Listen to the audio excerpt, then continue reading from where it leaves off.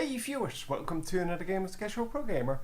Today we're doing a sending game by one of my viewers, and well, it's not actually played by one of my viewers, it seems, but it is a Rubick game.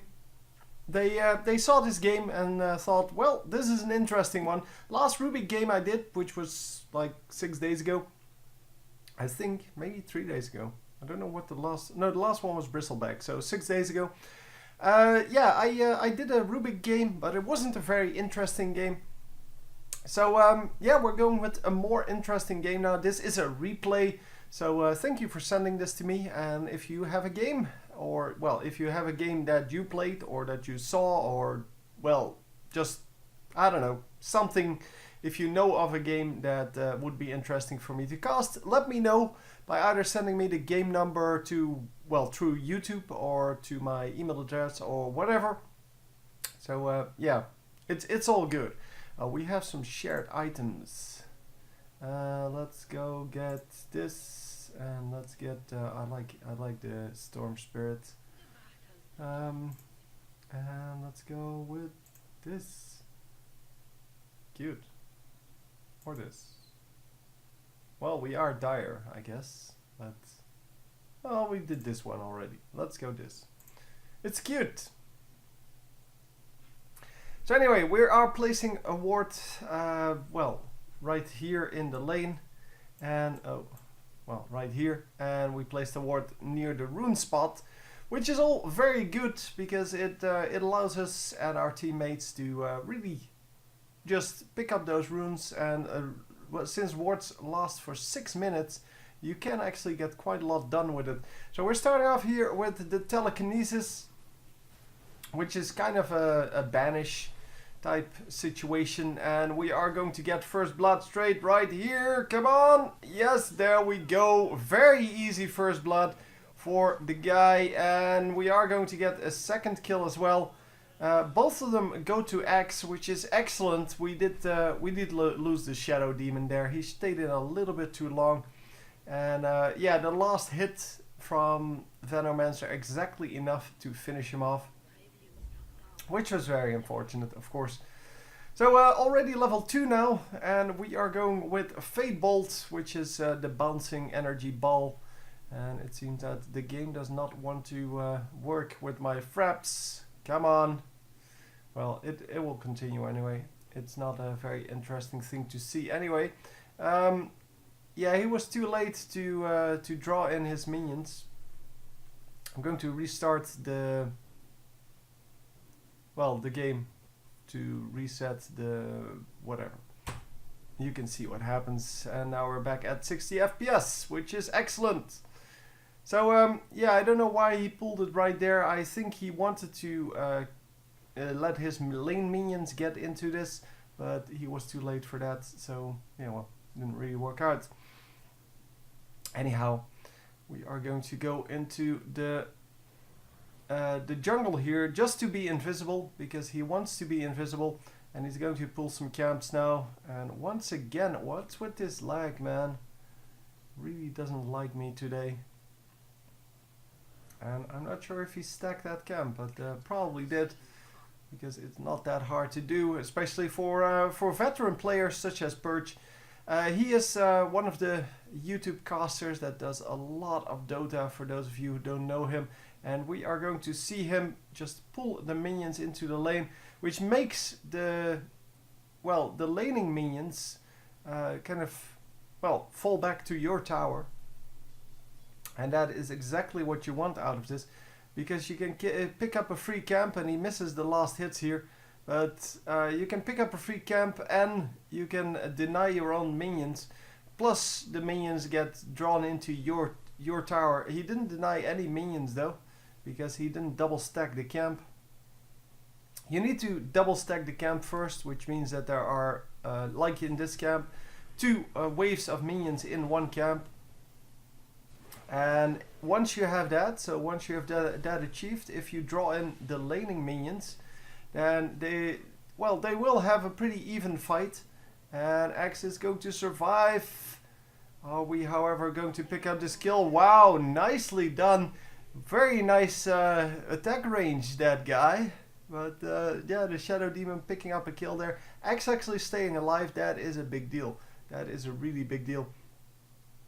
So Rubick here, going to once again stack this camp, it seems. He is just chilling in the jungle. All he needs to do is just make sure that when those ganks go off, they actually are successful. And that's exactly what he's doing. So no fancy business. In the long lane we have, let's see, the Phantom Assassin. And he can hold off the lane pretty much on his own. He doesn't need any assistance.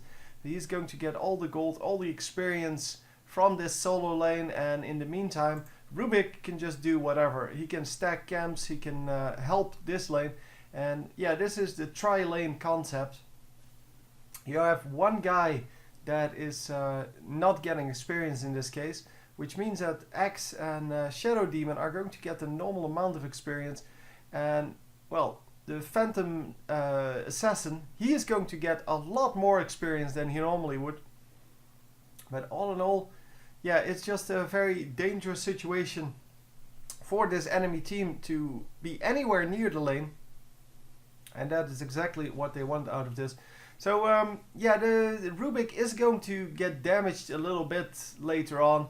I mean, if you go into the late game and you're still level 5 or 6 or I don't know, when everyone is level 20, then yeah, you're going to get killed a few times. But well, the thing is, if he's good enough, so if your assist is good enough, then it shouldn't matter. I mean, he already has well, secured, I think, 3 kills now for his team. At least 2 of them wouldn't have worked without him, and because of that, yeah, he is yeah, 3 kills, so 3 assists here.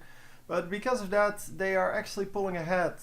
Yeah, with the well, the 2 highest kills on the team, well, on the in the game are on this lane. Let's see the gold per minute. Gold per minute should be pretty good for this lane. Yeah, so the number 1 and the number 5 are in this lane. And once again, we have to restart. I'm sorry about that, but that's the way it is currently. Oh, no, I don't. It reset back to 60, which is excellent. Anyway, yeah, definitely the Phantom Assassin having some trouble getting the gold together. And the Rubick, as I said, is not having a good gold income either. He's currently just living from, well, what he can get, well, purely based on time. So kind of the passive gold gain, I guess. And currently we have one guy that's even under us. It is this guy, the Vengeful Spirit. Vengeful Spirit really, yeah, doing the same thing really, but then in the bottom lane. Obviously, since the lanes are mirrored, that is exactly the same thing. So yeah, we're just going to see a real support game, I guess. And as you can see, this is quite a big amount of experience that is ready to be taken. And most of it goes to the axe, but a little bit actually was stolen there, or might have been stolen by the Tinker on the enemy team. But yeah, I don't think he actually stole any real things. I'm not actually sure if he just damaged or if he actually got kills out of that. But it would have been very very unfortunate or very, well, lucky to if he actually got kills out of that. But well, you never know. You never know. So it seems that Axe is currently just farming the jungle.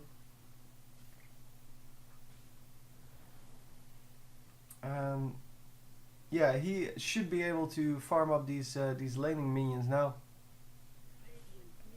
Obviously, the Axe is getting pretty fed. I mean, he is picking up all of the minions. He's picking up some of the kills. Shadow Demon already got 2 kills, but yeah, well, that was just unfortunate because they were intending to let all of them go to Axe. I really thought he picked up both of the first 2 kills, but he only picked up 1.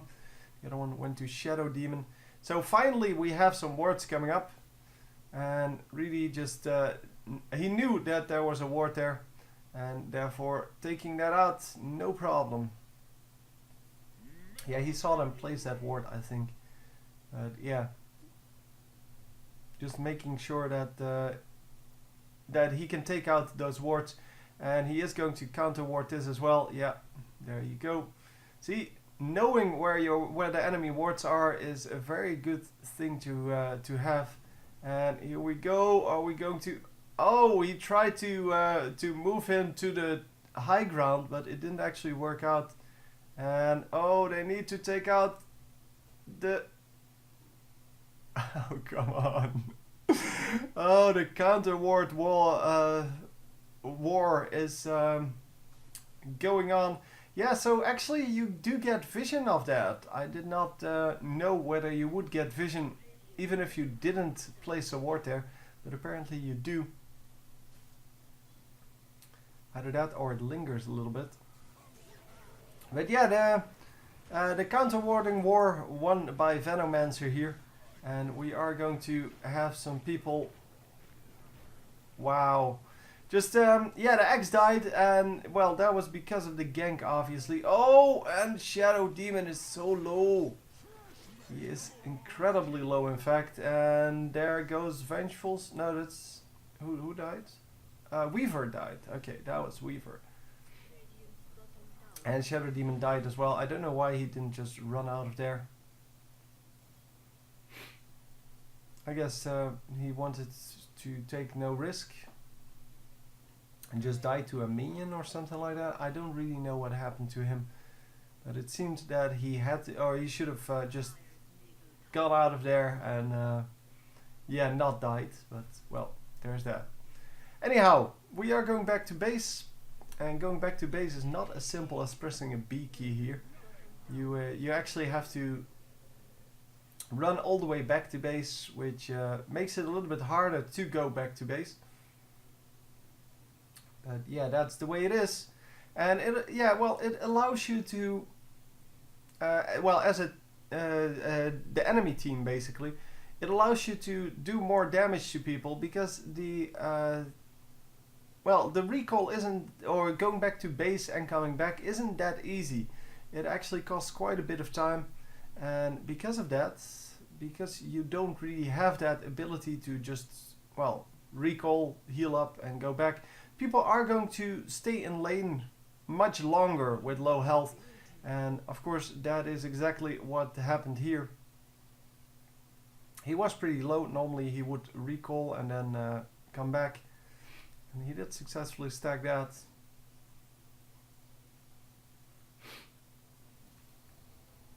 Yeah, stacked camps are really good to have, well, in the kind of late game, well, mid to late game, when your carries can pick them up without taking too much damage. So especially if they have AoE damage, picking up those kind of camps is really easy. And we are going to land the tower there. Very nicely done. So there is a ward over there, but it doesn't give vision. It only gives stealth protection, and that is because Weaver was probably in mid lane. Well, he has to be, because bottom lane was Phantom Assassin, so that leaves him for mid, and Weaver is going to just group up with his team here. So the entire team over here, which is nice. It's very nice to have, in fact, and it means that well, the entire team is basically able to get a gank off here. And yeah, with the entire team over here, by the way, it might actually be a little bit risky because the other lane is going to get pushed. So the top lane is going to get pushed. Yeah, they are, however, going to pick up an easy kill on Tinker. And Axe is getting damaged a little bit, but it's not too bad. He's still pretty safe. And we, as Rubick, we have that magic stick still available, which means that he can heal at any moment if he wants to. And going to get a bottle here. Okay. I guess a bottle is reasonable. I don't really know why you would go bottle though. It's normally something that you use to pick up runes, but yeah, he doesn't really want runes. Well, he hasn't been interested in runes yet. Anyway, we're going to pause the game here for a moment because apparently I have to do something, and I will be right back, hopefully. And we are back. Let us just continue with this. Yeah, we are still in the bottom lane and we are going to pick up a very easy kill. Basically a free kill there. Weaver is going to make it out at very low health. And yeah, the Axe is doing a great job of picking up kills here. I don't know what he's at currently. He is currently at 3, 1 and 2. So already involved in 5 kills and that is excellent. We as Purge, well as Rubick I guess, are 003, so still involved in 3 kills. Those were of course the early 3 kills and those were the important 3 kills. And he is going to go back to this jungle and support the crap out of whatever. He is going to be able to pick up this camp, no problem. This is one of the small camps and as you can see, if you stand far enough back they will retreat. But since they do not regen too quickly, you can easily get that. He should of course be leeching some XP from other carries, because at this point, yeah, the XP isn't really that much of a problem anymore for the carries. It is mostly the gold that counts. Early game, of course, you want to get some levels as quickly as possible as a carry. And so as a support, well, what he is playing here, you really don't want to be leeching too much experience.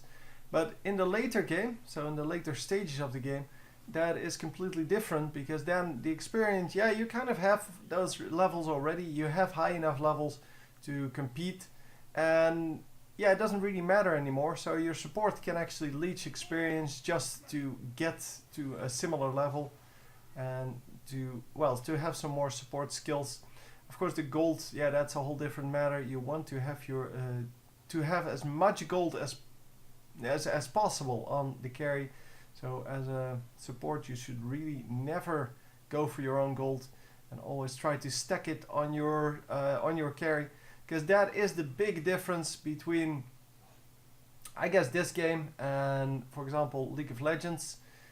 In League of Legends you really don't have any carry potential, and here you have huge carry potential, because one guy that's fed can actually defeat a whole team that's semi-fed, and well, that's exactly what you want out of that. It's just a great thing to have.